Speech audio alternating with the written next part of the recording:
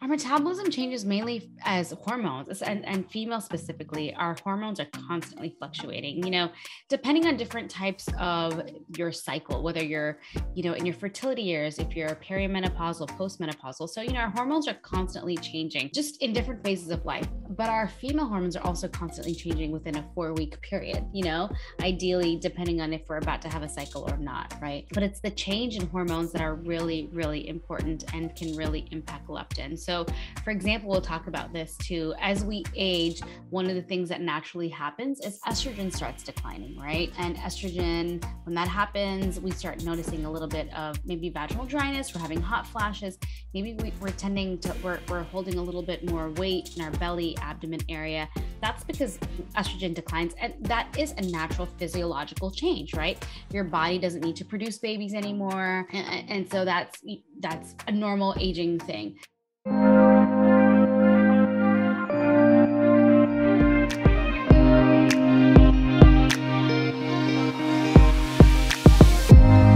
Welcome to the Woman's Doctor podcast, helping empower women to embrace their body and soul's full potential. I'm your host, Dr. Trevor Cates, and after 22 years of working with patients, I found the answers to our health struggles are much deeper than most people realize. To help explore this, I'm interviewing colleagues and other wellness experts to get to the root cause so women can realize their true beauty and be informed decision makers for themselves and their loved ones. Today, I've got some good news and some not so good news. The good news is you don't have to starve yourself to lose weight. The not so good news is after your 20s, you do need to do things differently to support a healthy metabolism. It all connects to our hormones since they change throughout our lives. There's one hormone in particular that we're focusing on today that your doctor probably hasn't talked with you about. My guest today is Dr. Bindiya Gandhi, who is a double board certified integrative and functional medicine doctor. She is the medical director at Revive Atlanta MD, a comprehensive clinic focused on total body healing, including decreasing inflammation, improving hormonal imbalances, weight loss resistance, gut health, and more. She has been featured in media such as the Daily Mail, Pop Sugar, Mind Body Green, Washington Post, Well and Good, Vogue, and Livestrong. In today's podcast, we talk about leptin resistance, why and how it impacts our hormones, and what to do about it.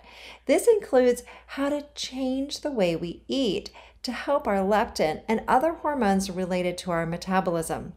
This and much more on today's episode of the Woman's Doctor podcast. Dr. Bindya, it's so great to have you on the podcast. Welcome. Thank you so much for inviting me on today. Yeah, so we're talking about something that I know a lot of people are going to be interested in, and that is around eating and weight. And I know that there has for many years been this belief that in order to lose weight, you just have to eat less, less calories, less, of course, it used to be the low fat craze. So we've gone through all these different phases of weight loss and what it means. And so you have a great take on this. So what is your kind of idea around weight and weight loss? So many people, unfortunately, have been starving themselves for probably many, many years. Our diet culture has told us in order to lose weight, we need to stop eating and we need to exercise more. And many females, unfortunately, have this ingrained in their brain. And because of this, it's actually messed up their metabolism. There's a little hormone that many people don't know about. It's called leptin. And what leptin does is it regulates your metabolism, but essentially it's produced by your fat cells and it communicates with the part of your brain called the hypothalamus. And it lets us know if you're full or not. And because we've been dieting for so long, that communication is now messed up. And so many females, unfortunately, either get to a weight loss stall or a weight loss plateau, or they're eating as clean and as pristine as they can eat and exercise so well that not even an ounce is moving. And so this is why we need to actually change that conversation and actually shed light to the fact that that equation that we were once taught is so wrong. Yeah. Yeah. Great. And I'm sure people are relieved to hear they don't have to starve themselves. Cause I mean, I love food. We all do. We all do, but Yeah. we've been depriving ourselves for years because, that's what the textbooks have told us to do. Right, right. I know. It's pretty amazing that that's happened. And I think that we deprive ourselves of nutrients overall. So Yes. we've deprived ourselves of macronutrients, I think a lot of what you're talking about, but also micronutrients. So people going on these weight loss programs, and I've looked at stuff going, how are you even getting any nutrients? And how are you not malnourished completely? So it is an important thing that we need to talk about.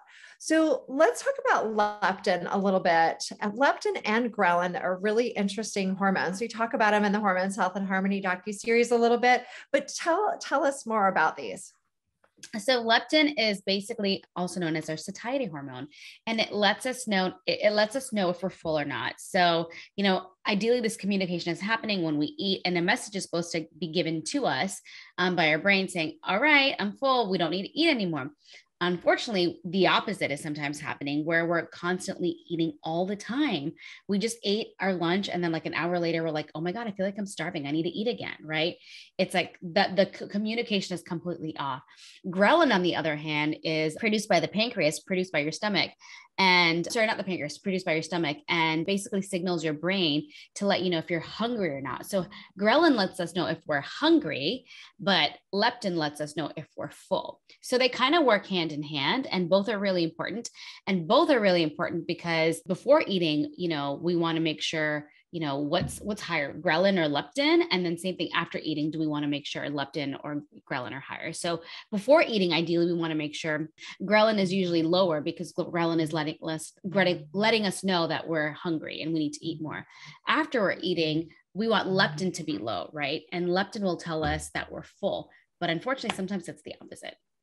So how do we sort this out? First of all, how does this get out of it? So we get out of balance because of these eating habits that we're used to.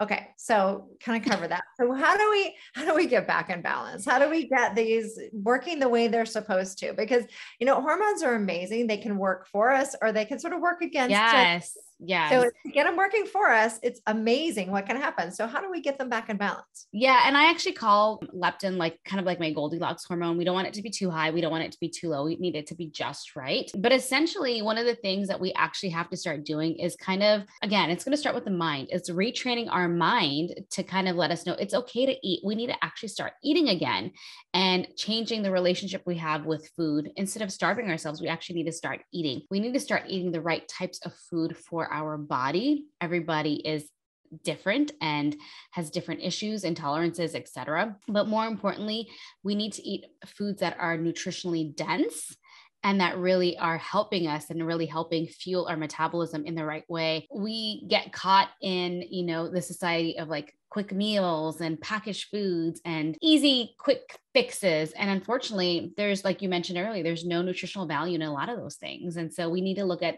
the big picture and kind of see like what works for you, because, Dr. Cates, what works for you is probably not going to work for me. Our diets are different. Genetically, we're different. Our metabolisms are different, right? Depending on what we're eating, what we did to our bodies 5-10 years ago, right? So there's so many different things to consider. But the biggest thing that I want everybody to do is actually start eating. Stop starving yourself.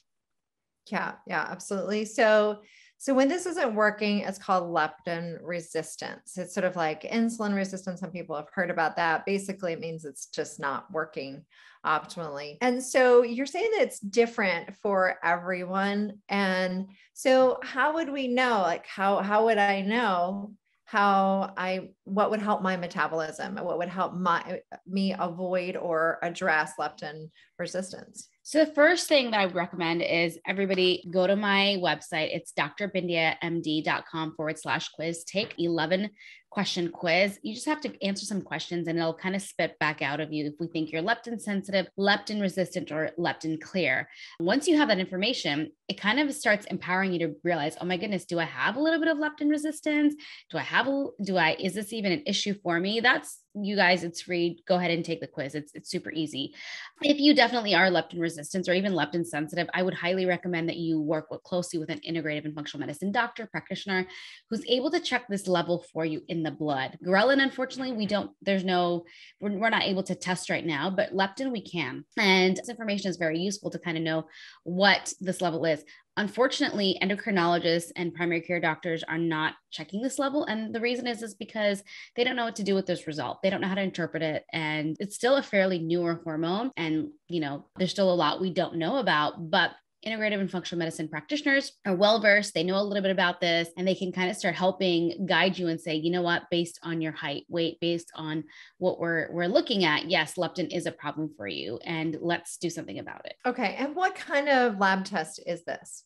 It's a blood test. So it's just a straight up blood test. Probably takes a few minutes to do, and it takes maybe about 2 weeks to come back. But it's such a great test because the value really sheds light on, okay, how can we fix your metabolism? How can we improve leptin? Ideally in a perfect world, I would love everybody's leptin to be between 7 and 10. Sometimes that's possible and achievable, and sometimes it's not, right? I have people coming into our clinic and their leptin levels are in the 50s. I've seen as high as 130, right? So our goal ultimately is to bring it down as much as we can for each individual person. Not everybody's going to fit the ideal 7 to 10 range. If we all did, that would be awesome. But, some people tend to run a little bit higher. But if you go from a 50 to a 20, I'm happy. Like, we've done some improvement. Mm-hmm. And so what are some of the things that you oftentimes will recommend to people to get that to improve?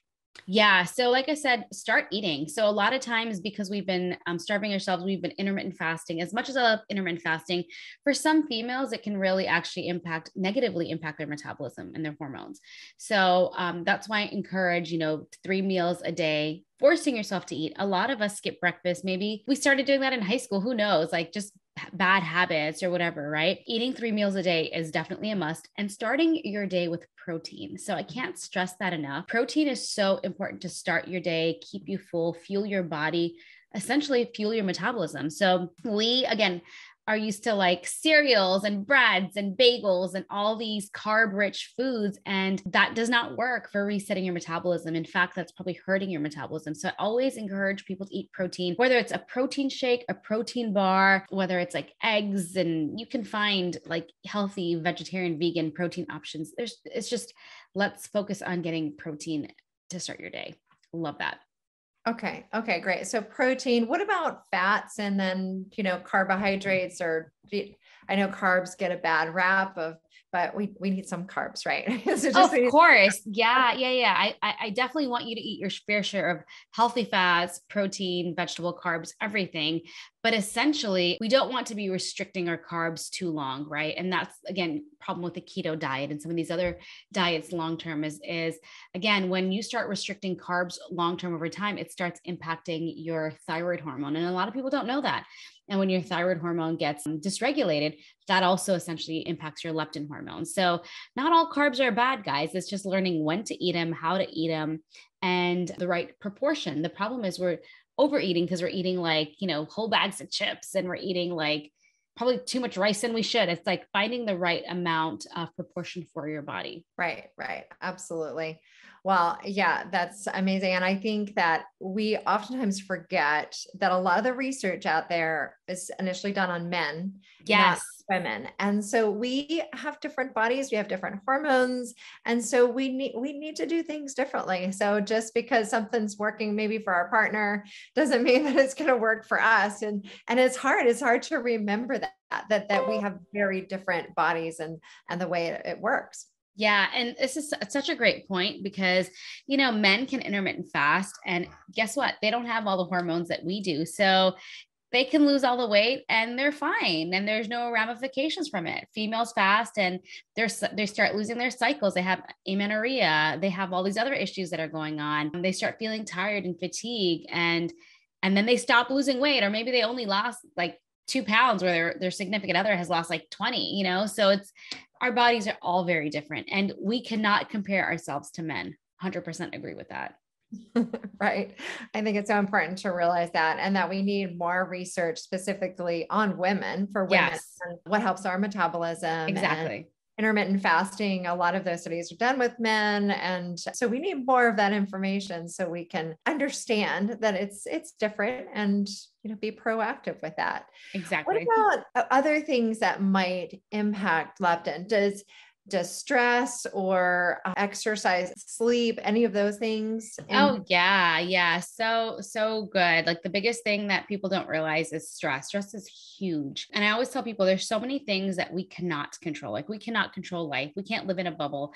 I wish we could all be Buddhist monks in Tibet and just, live on an island somewhere, but unfortunately we have to deal with reality. And so what we have control over, we need to be able to take action and manage. And stress is something that we can actually learn how to react differently to. So it's how we react that really impacts our body, right? So stress is huge. We have to learn to let things go, have to learn to set up boundaries. I love recommending different tools, tips, and techniques. What works for one person may not work for another, but like breathing techniques, yoga, meditation, mindfulness, journaling. There's so many different things that can start lowering your cortisol level. But essentially, we all need to kind of like figure out what works for us and stick to those tools and have them ready when we're in stressful situations, because it really is important to kind of manage that cortisol level long term.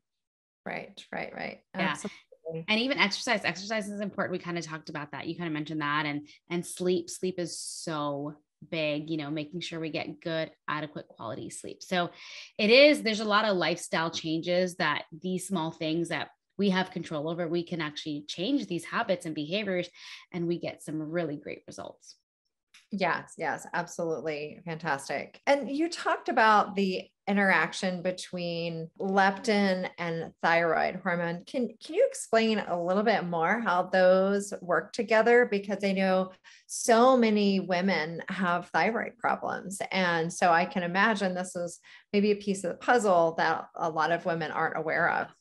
Yeah. So, thyroid is such an important hormone. And unfortunately, most practitioners right now, most primary care doctors, if you go to a doctor, they're just checking your TSH.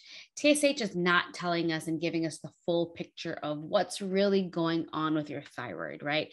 That's just one part of the puzzle. We have to look at your T3, your free T3, your T4, your total T4, reverse T3. We have to look at thyroid antibodies. So it's kind of understanding the whole picture of what is going on. I even go further into looking at like zinc and selenium and iodine levels and iron levels, just to kind of understand what the broad picture is. Unfortunately, what happens when we're talking about our thyroid is from chronic stress. That's usually a big one. From long-term chronic stress, even short-term chronic stress, as well as restricting your carb intake or restrictive diets long-term, negatively actually impact your thyroid metabolism, specifically your T3 and free T3. And maybe this is why you're cold all of a sudden, or you've got a higher cold intolerance, right? Your hands and your fingertips are a little bit colder, a little bit more dry skin, constipation, brittle hair falling out. Same typical thyroid symptoms, but your TSH is normal, right? Like you go to your doctor, like, these are my symptoms, and they're like, nope, you're fine. TSH is normal. And you're like, but I feel like something's off. Like I'm starting to gain a little bit of weight. Like that's because your T3 has been impacted. And when your T3 is impacted, it slows down your metabolism. It slows down and it starts impacting your leptin because it wants to keep everything in reserve. It's like your thyroid is like your master gland. And if it does not feel safe, if it doesn't feel like adequately being taken care of, that's when it's like your fight and flight symptoms, right? Like you're going to be more dry or constipated. You're going to hold on to weight because your body's like, I don't know when I'm going to get fed again. And I'm just going to store everything. And so, yeah, thyroid really impacts your metabolism and it impacts your leptin in so many ways. Yeah. And I thank you for explaining that. I think it's really interesting how you talk about how we often starve ourselves, because I think most people think that, especially in America, we overeat. We just eat too much. But I think what you're saying is that we're just not eating the right foods. Like eating a bag of chips is not not eating. Yeah, and I'm so glad you brought that up, because we have really extremes, unfortunately, in our country, right? It's really two extremes, right?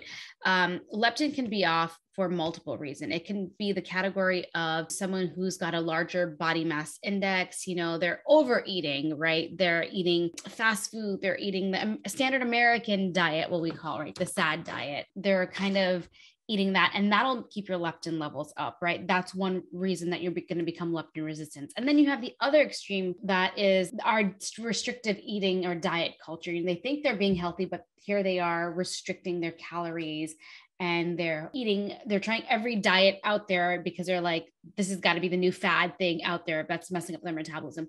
So both extremes are messing up your metabolism, right? It's not just one thing. It's just where on this continuum that you are and where your leptin really is. But leptin is really impacted by, traditionally, it's when you get your labs level back, they want to know what your height and your weight is, because traditionally it's associated with your body mass index. I don't usually go by that, unfortunately, because there's so many things that impact your body mass index, like muscle mass and other things. So I kind of look at it in a different way, but it is important to understand that it is like a continuum, to understand, how your metabolism is working for you and what you could have potentially done to slow down your metabolism. Yeah, absolutely. I agree about body mass index. I think there are a lot of issues with that. And I know that even insurance companies will bill according to, they'll pay out according to, someone's BMI, but not looking at the rest of what's going on with someone. It's really frustrating. I've seen patients not get covered for things because of that, but there's a lot more to our body composition than BMI. Yeah. So also, what about as we age? How does this change as we age? What has our metabolism change as we age? Our metabolism changes mainly as hormones, and female specifically, our hormones are constantly fluctuating, depending on different types of your cycle, whether you're, in your fertility years, if you're perimenopausal, postmenopausal. So, our hormones are constantly changing just in different phases of life, but our female hormones are also constantly changing within a 4-week period, ideally, depending on if we're about to have a cycle or not, right? But it's the change in hormones that are really, really important and can really impact leptin. So, for example, we'll talk about this too. As we age, one of the things that naturally happens is estrogen starts declining, right? And estrogen, when that happens, we start noticing a little bit of maybe vaginal dryness. We're having hot flashes. Maybe we're holding a little bit more weight in our belly, abdomen area.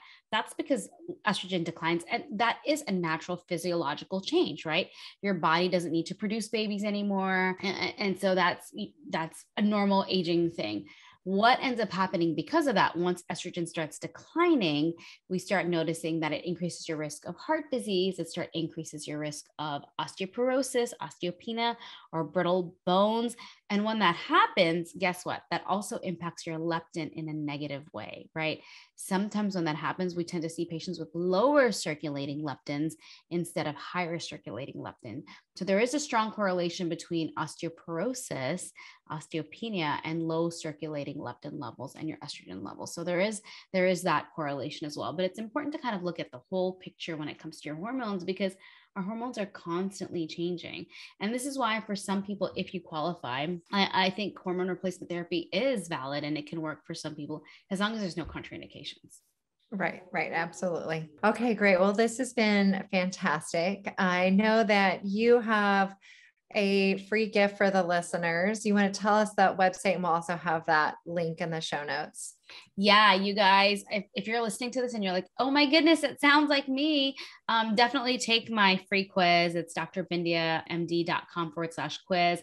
And then if you're wanting more, you're like, yep, I'm leptin resistant, I want you to go to atlantaweightlossdoctor.com, and there's a free download for you guys. It's just 5 ways to reset your metabolism and your leptin levels, and download it, start implementing those things, and you'll start seeing some results and changes quickly. It really is easy. So yeah, definitely do that, guys. Okay, great. And I know you have a metabolism makeover course coming up. So everybody should check that out as well. Thank you so much for coming on today and sharing all this valuable information. Oh, thank you for having me on. It was wonderful.